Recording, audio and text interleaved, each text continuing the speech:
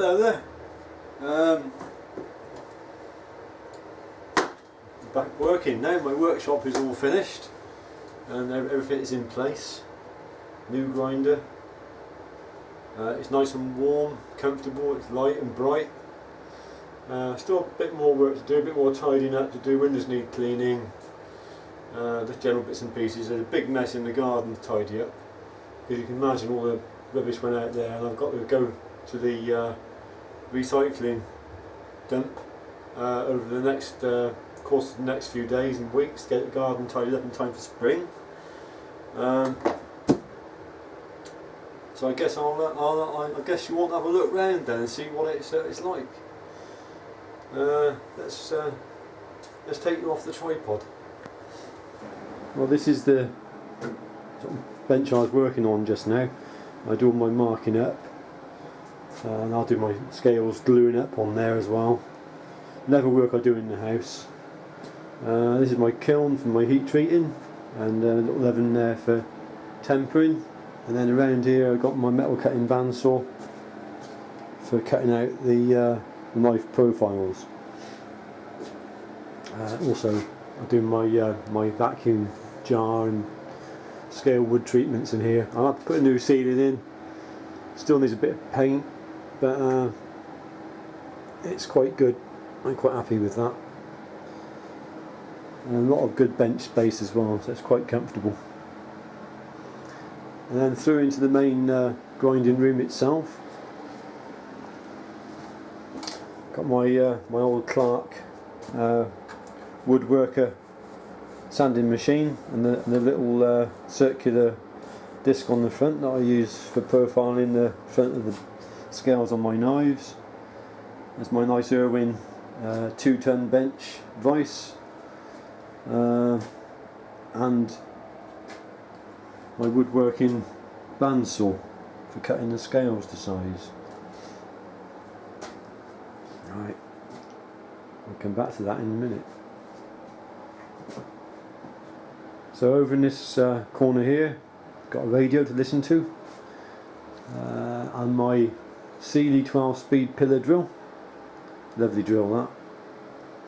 Then there's my Excelsior bench grinder with a polishing nose attachment on one side and a grinding wheel on the next. And then we've got the main grinder now, the Downland Maxi grinder, with a variable controller, 2 horsepower 3-phase motor, and this takes 72-inch and bigger belts. I'm quite pleased with that. I've got a few basic tools on the wall there. I'm trying to keep things simple so I don't misplace and lose things. That way it makes me more efficient. A little hook there for all the PPE equipment. That's personal protective equipment like masks, goggles, ear defenders. I've built a little hopper which will catch all the dust and debris, and that can be attached to my dust extractor to remove all the dust to outside, to a collection point outside.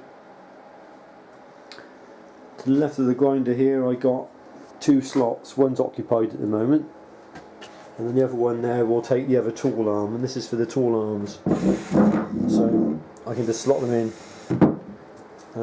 and then put them onto the machine. When I want to swap over, that one can go into another slot down there, and then that one can go out and go on the machine. So I'm pretty happy with that. Got a little hanging system for my abrasive belts here. Again, it's all quick at hand, quick belt changes, designed to keep me working rather than searching.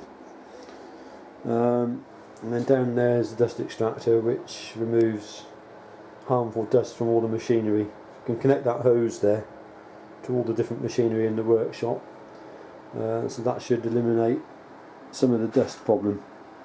I still have to wear a dust mask though.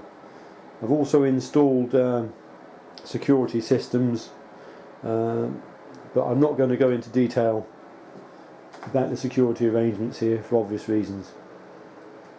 Well, thanks very much everybody for following along, for supporting me. Thanks, Marcus. Your gesture of kindness was really appreciated. Thank you very much. I didn't need it and I sent it back, but I do appreciate it, Marcus. Thank you very much. It's the thought that counts. And everybody else, Noel for helping me, and everybody for your support. So with that, I'm going to crack on with some knife making now, and I'll get back to you at some point in the coming days when I'll show the new grinder. So there you go. A happy Jacklore here, signing off. See you in the next video.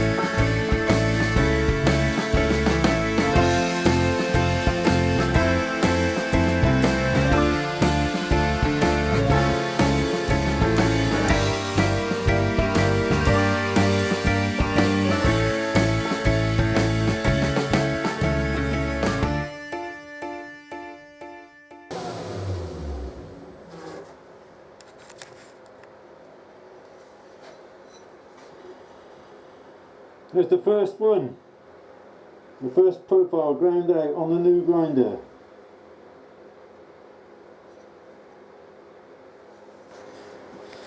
Just forgot to mention, this is a slightly different design that I've just done. It's going to be a hunting knife with a lean convex grind. There, I wonder, more pronounced belly, less of a drop at the top, and a nice lean grind, convex grind on there. I reckon that'll make a brilliant hunter's knife. So that's what that's going to be. Look at this. I got it set up now for the finger twirls. That's the tight internal radii in there, and the plate, it's got cutouts to match either to all the radiuses of the wheels that I've got. And it makes it just so easy to get into those tight internal radii. Look at that. And the plate's at 90 degrees. Fantastic.